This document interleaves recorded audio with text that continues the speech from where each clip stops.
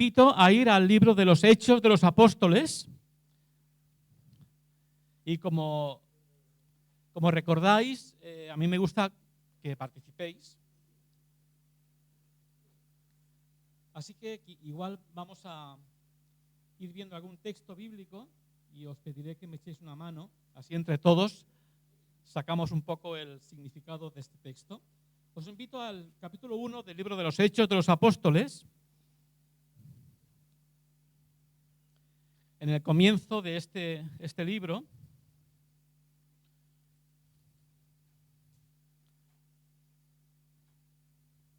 en el capítulo 1, no sé si tenemos pantalla, no hace falta, dice: en el primer tratado, oh Teófilo, hablé acerca de todas las cosas que Jesús comenzó a hacer y a enseñar. La primera pregunta: ¿quién escribe este texto?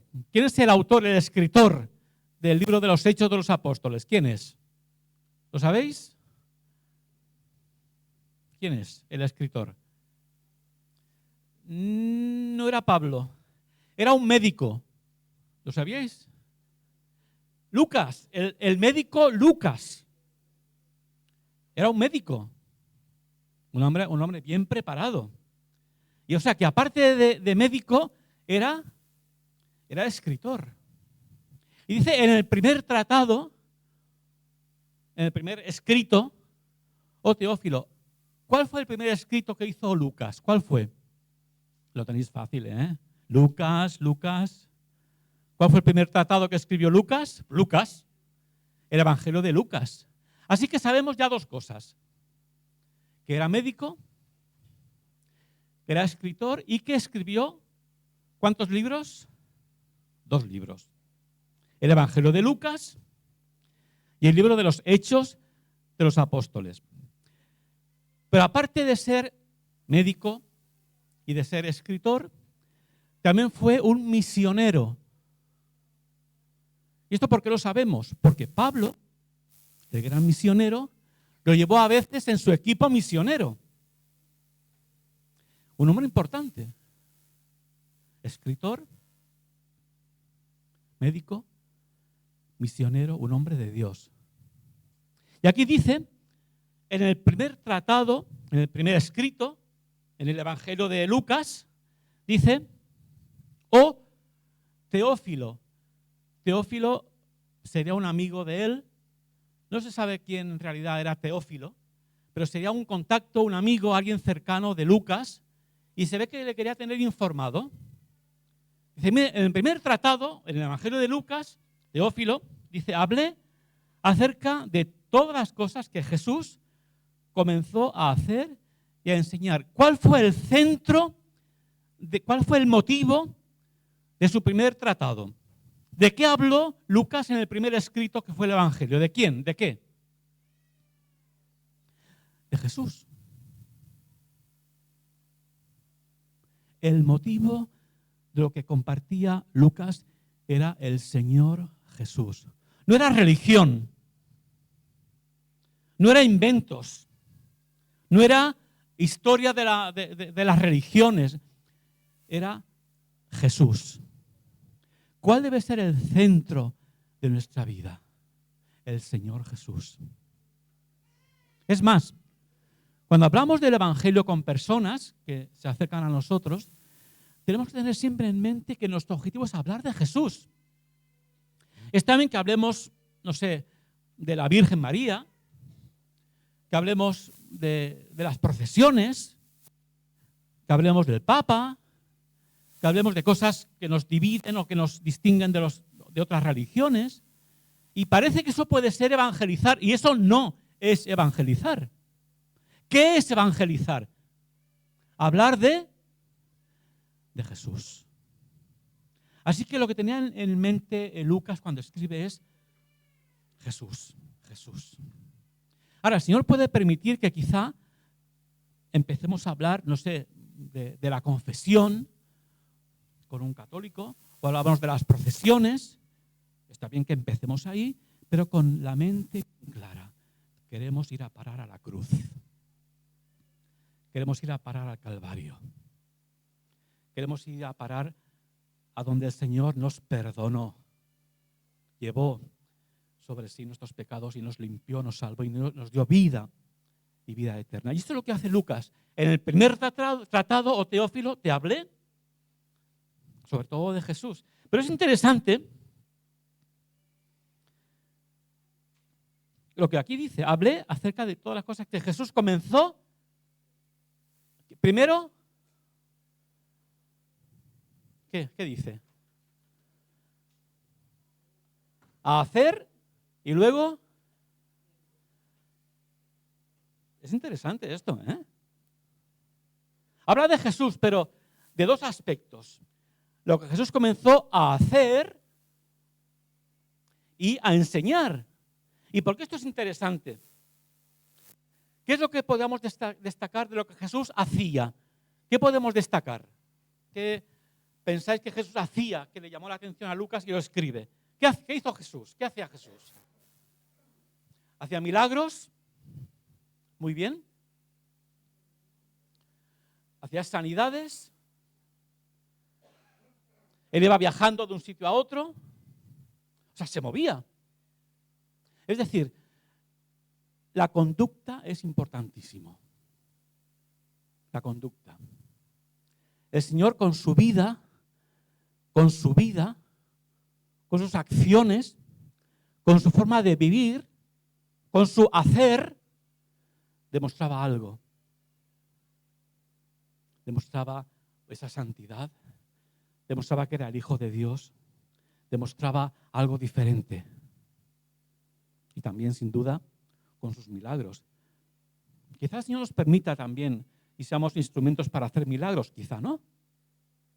Pero lo que sí podemos hacer es vivir en santidad.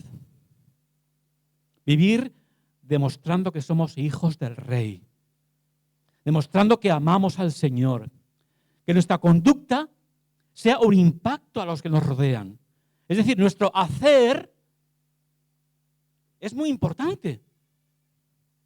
Así como el hacer de Jesús fue muy importante. ¿Por qué?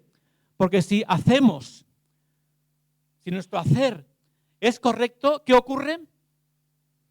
Que podemos ir a la segunda parte. ¿Cuál es la segunda? Comenzó a hacer y a enseñar. ¿Enseñar con qué tiene que ver?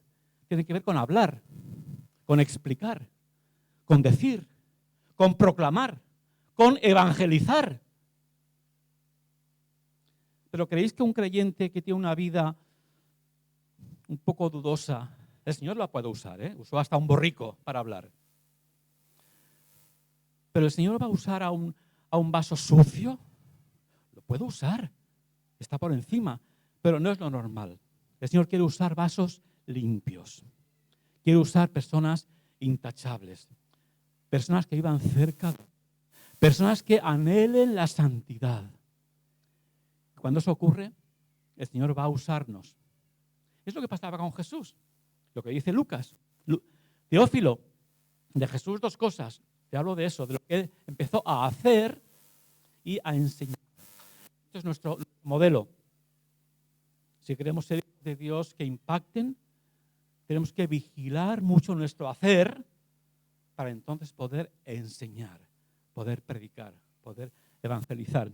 Ahora, esta frase, esta palabra aquí, en el primer tratado, o Teófilo, hablé acerca de todas las cosas que Jesús comenzó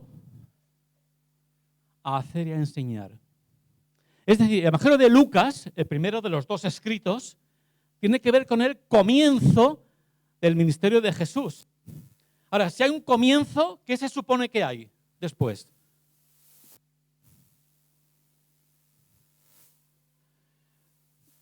Sí, tiene que continuar.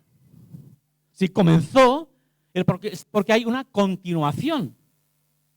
Entonces, este evangelio, o sea, este libro de Hechos de los Apóstoles, es la continuación de lo que Jesús comenzó a hacer y a enseñar. Ahora, aquí hay un elemento que hay que añadir. La persona que es central en el evangelio de Lucas es Jesús. Pero esa obra no es solo, digamos, de Jesús. En el libro de los Hechos de los Apóstoles se añade una segunda persona que va a continuar con esa labor. ¿De quién hablamos? Del Espíritu Santo. Así que lo que Jesús comenzó a hacer y a enseñar continúa. Pero la persona que va a estar ahí llenando, hablando, guiando, dando palabra, dando visión, es el Espíritu Santo. De hecho, algunos dicen que el título exacto de este libro no debería ser Hechos de los Apóstoles, sino Hechos del... Algunos dicen eso, y yo estoy de acuerdo. Las dos frases son correctas. Son Hechos de los Apóstoles, pero hechos también del Espíritu Santo. Y en todo el libro se ve esto.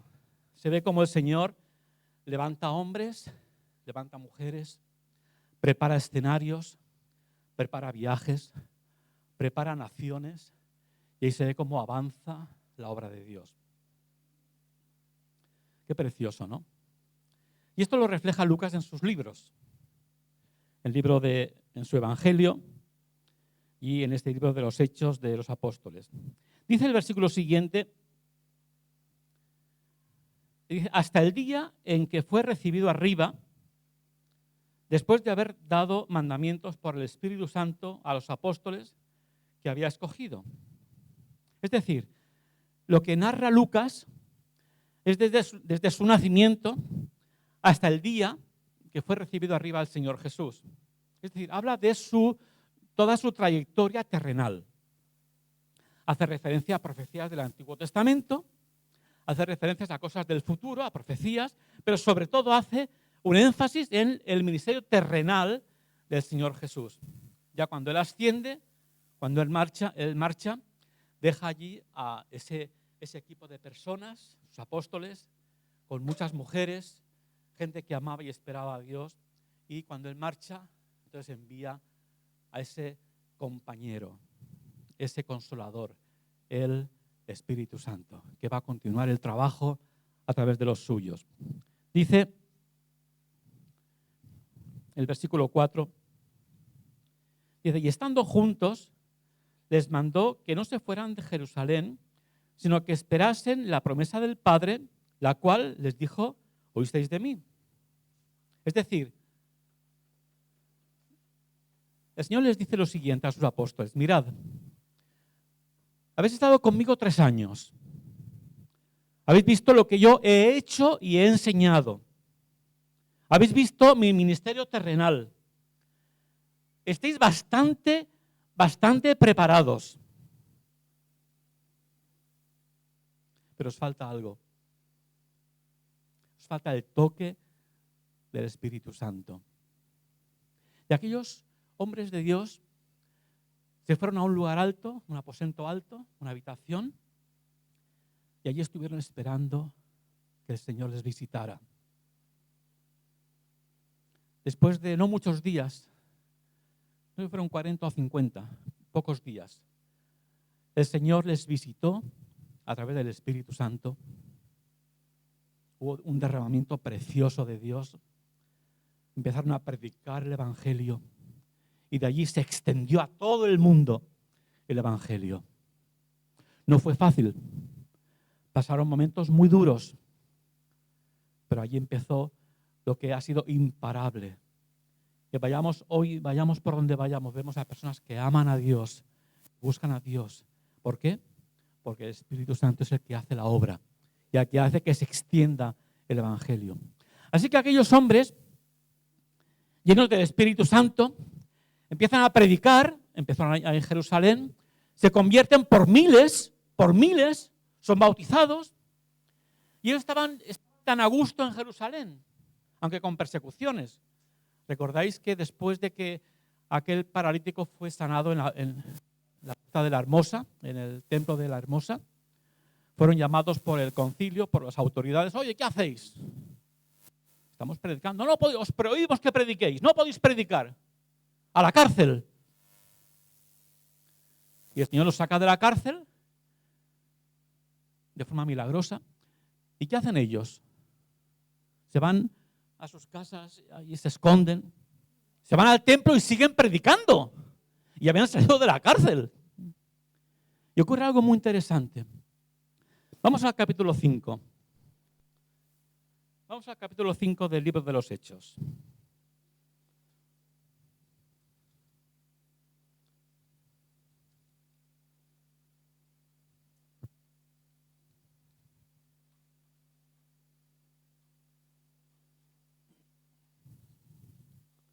Vamos al versículo 17 del capítulo 5 del libro de los Hechos. Hechos 5, 17 dice: entonces levantándose el sumo sacerdote y todos los que estaban con él, esto es, la secta de los saduceos, se llenaron de celos y echaron mano a los apóstoles y los pusieron en la cárcel pública. Mas un ángel del Señor, abriendo la puerta, abriendo de noche las puertas de la cárcel y sacándolos, dijo: id y puestos en pie en el templo, anunciad al pueblo todas las palabras de esta vida. Habiendo oído esto, entraron de mañana en el templo y enseñaban. Es decir, el Señor les abre la puerta de la cárcel y dice: id al templo y seguid predicando. Y ellos obedecen. Se la estaban jugando. Se la estaban jugando. Pocos días atrás se habían cargado a un gran maestro llamado Jesús de Nazaret. O sea, ¿cómo decir? La cosa la trataban con seriedad. O sea, se la estaban jugando. En cambio, ellos van allí al templo y siguen predicando. Seguimos leyendo. Entre tanto, vinieron el sumo sacerdote y los que estaban con él y convocaron al concilio, a las autoridades y a todos los ancianos de los hijos de Israel y enviaron a la cárcel para que fuesen traídos. Pero cuando llegaron los alguaciles, no los hallaron en la cárcel. Claro, el Señor los había sacado de allí. Entonces volvieron y dieron aviso diciendo: por cierto, la cárcel hemos hallado cerrada con toda seguridad y los guardas afuera de pie ante las puertas, mas cuando abrimos a nadie hallamos dentro. Cuando oyeron estas palabras, el sumo sacerdote y el jefe de la guardia del templo y los principales sacerdotes dudaban qué vendría a parar aquello, qué pasaría. Si estaban en la cárcel, las puertas cerradas, los guardias allí de guardia, y no están. Pero, versículo 25, pero viniendo uno les dio esta noticia: he aquí, los varones que pusisteis en la cárcel están en el templo y enseñan al pueblo. Impresionante. Entonces el jefe de la guardia con los alguaciles fue y los trajo sin violencia, porque temían ser apedreados por el pueblo. Cuando los trajeron, los presentaron en el concilio y el sumo sacerdote les preguntó diciendo: ¿no os mandamos estrictamente que no enseñaseis en ese nombre? Y ahora habéis llenado a Jerusalén de vuestra doctrina. ¡Qué tremendo! Si dijeran esto de nosotros: habéis llenado Mataró, Barcelona, España, de vuestra doctrina. Lo habéis llenado, lo habéis inundado. Anhelo que se diga esto. Las autoridades, los jefes, habéis llenado España de vuestra doctrina. Dice: ¿y queréis echar sobre nosotros la sangre de este hombre? Respondiendo Pedro y los apóstoles dijeron: es necesario obedecer a Dios antes que a los hombres. El Dios de nuestros padres levantó a Jesús, a quien vosotros matasteis colgándole en un madero. A Jesús, Dios ha exaltado con su diestra por príncipe y salvador, para dar a Israel arrepentimiento y perdón de pecados. Y nosotros, y aquí también estamos nosotros incluidos, tú y yo, y nosotros somos testigos suyos de estas cosas, y también el Espíritu Santo, el cual ha dado Dios a los que le obedecen. Ellos, las autoridades, que estaban escuchando el mensaje, un mensaje de amor, un mensaje de perdón, de reconciliación, estaban viendo cosas especiales. ¿Cómo reaccionan? Aquí lo pone. Versículo 33. Ellos, oyendo esto, se enfurecían y querían matarlos. Entonces, levantándose en el concilio un fariseo llamado Gamaliel, doctor de la ley, una autoridad, venerado de todo el pueblo, mandó que sacasen fuera por un momento a los apóstoles. Y les dice: varones israelitas, mirad por vosotros lo que vais a hacer respecto a estos hombres. O sea, tened cuidado. Porque antes de estos días se levantó un tal Teudas, diciendo que era alguien. A este se unió un número como de 400 hombres, pero él fue muerto y todos los que le obedecían fueron dispersados y reducidos a nada. Desapareció. Después de este se levantó Judas el Galileo en los días del censo y llevó en pos así a mucho pueblo. Pereció también él y todos los que le obedecían fueron dispersados. Ahora, y es Gamaliel el que habla, una autoridad en el pueblo de Israel, una gran autoridad. Ahora os digo, versículo 38, apartaos de estos hombres y dejadlos, porque si este consejo o esta obra es de los hombres, como aquellos dos, se desvanecerá. Mas si es de Dios, no la podréis destruir. Y han pasado 2000 años de esto y sigue avanzando la obra de Dios. Sigue avanzando la obra de Dios. Es tan claro, no hay la menor duda. Es la obra de Dios. Si es de Dios, no la podéis destruir. No sea que tal vez os halláis luchando contra Dios. Y convinieron con él, con Gamaliel, y llamando a los apóstoles, después de azotarlos, les intimaron que no hablasen en el nombre de Jesús y los pusieron en libertad. Es tremendo, ¿no? Es tremendo. A pesar de que sabían que era un mensaje de amor, un mensaje de reconciliación, a pesar de ver cosas que antes no habían visto, de ver la mano de Dios, a pesar del aviso de Gamaliel, de que podía ser algo de Dios ese mensaje, les dan una buena paliza, los amenazan y, claro, se ven obligados a soltarles.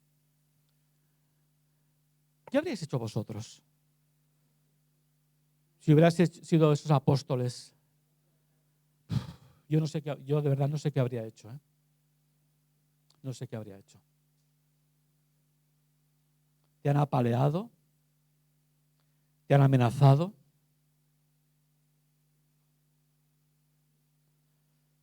Mirad lo que hicieron. Y ellos, el 41, salieron de la presencia del concilio gozosos de haber sido tenidos por dignos de padecer afrenta por causa del nombre. ¡Qué privilegio sufrir por Cristo! No por sufrir por alguna injusticia con la comunidad de vecinos, no. Qué privilegio sufrir porque predicas el Evangelio. Qué privilegio. ¿Cuánto sufrió el Señor para conseguir nuestra salvación? ¿Cuánto sufrió? Así que sufrimos algún revés por dar testimonio del Señor. Es un gran privilegio. Pero podrían haber hecho, siendo esa realidad de que estaban contentos, estaban gozosos de haber sufrido por el Señor, igual haberse ido a sus casas cada uno y ahí se acabó el tema. Pero hay un versículo más de este capítulo. Hay un versículo más. Dice: y todos los días en el templo y por las casas no cesaban de enseñar y predicar a Jesucristo. Y todos los días, ¿cuándo? Todos los días. Todos los días. ¿Cuándo? Todos los días. ¿Dónde? En el templo y por las casas. Así que ¿cuándo? Siempre, todos los días. ¿Dónde? En este lugar que el Señor os ha provisto y en vuestras casas. Aprovechad las células que tenéis organizadas, aprovechadlas. Aprovechadlas. Es una forma de predicar el Evangelio en el templo y por las casas. Aprovechad las células. Invitad a vecinos. Hablad de vuestro testimonio, de lo que Dios ha hecho en vuestra vida. Orad por ellos. Bendecidles. Todos los días. En el templo y por las casas. Pero algo más. Dice, ¿de qué forma? Dice, no cesaban. No cesaban. ¿Sabéis que es fácil en ocasiones desanimarse? Lo sabéis, claro que lo sabéis. Lo sé yo también. Qué fácil es, ¿verdad, pastor? Desanimarse.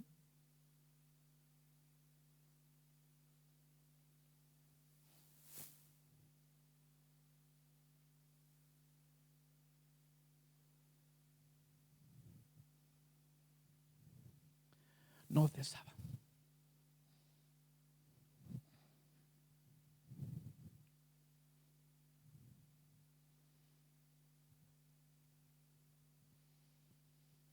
Así que ¿cuándo?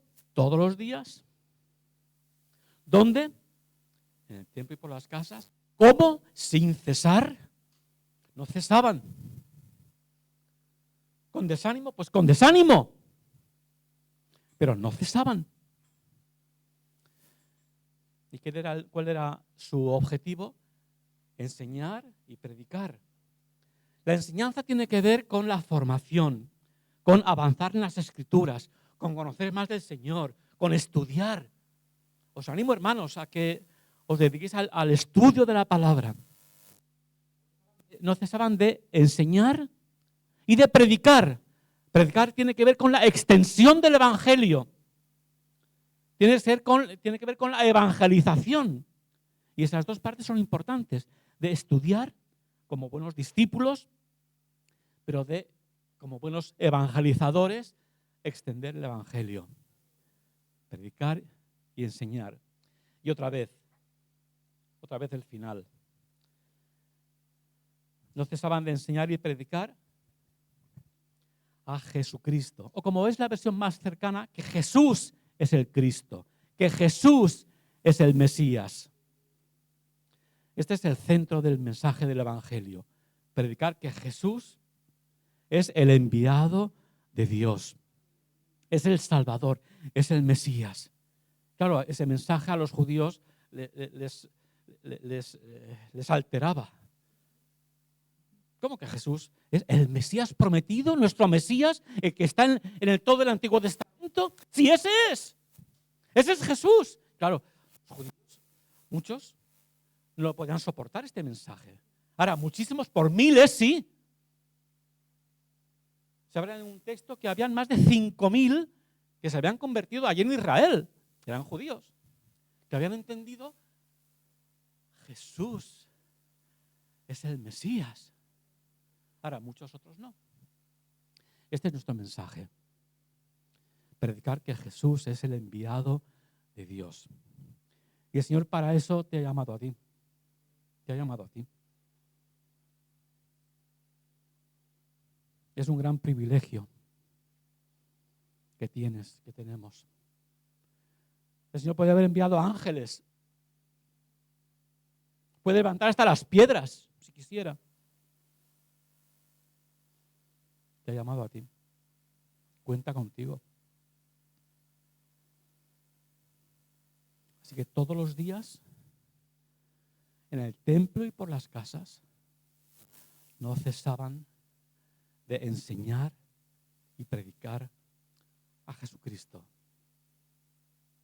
Ojalá que este sea un lema que cojáis como iglesia, como congregación. para predicar ese mensaje precioso. Amén.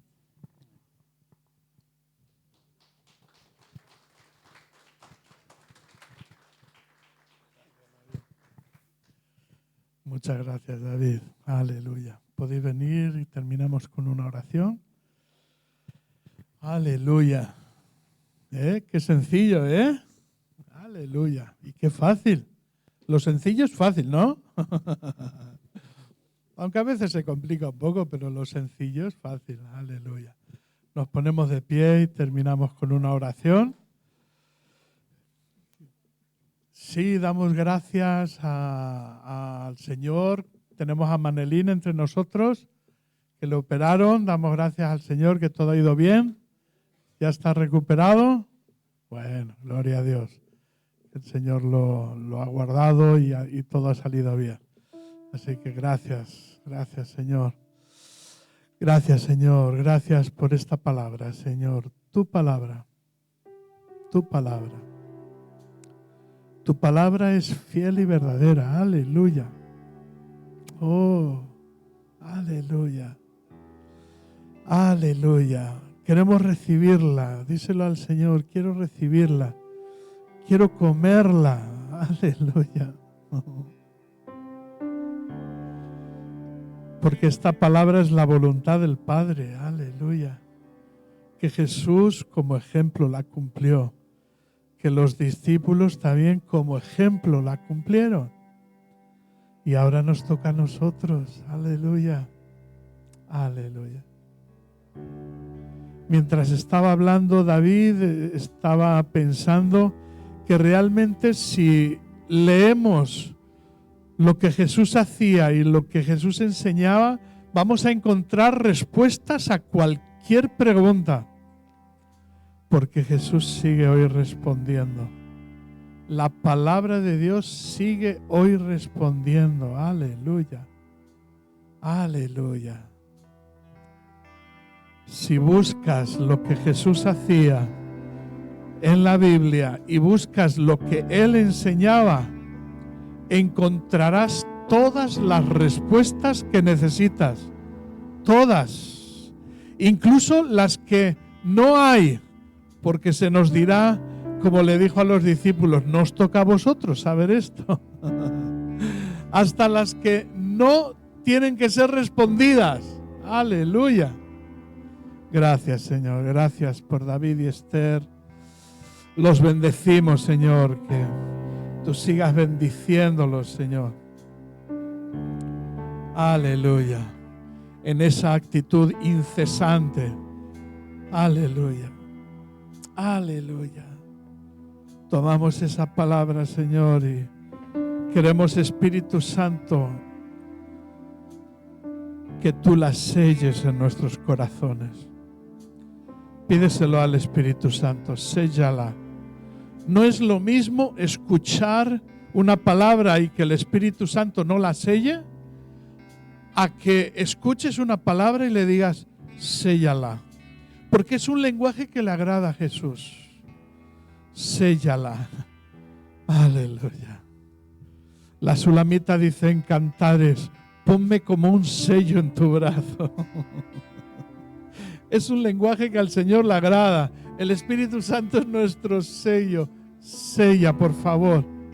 Espíritu Santo, sella esta palabra en nuestros corazones y produzca el fruto de la voluntad del Padre. Te lo pedimos esto, Padre amado, en el nombre de tu Hijo amado, Jesús. Y Jesús ya dijo que lo que le pidamos al Padre en su nombre nos lo dará. Amén. Así que gracias, papá, porque tú nos lo das en el nombre de Jesús. Amén y amén. Que tengáis una semana bendecida. Aleluya.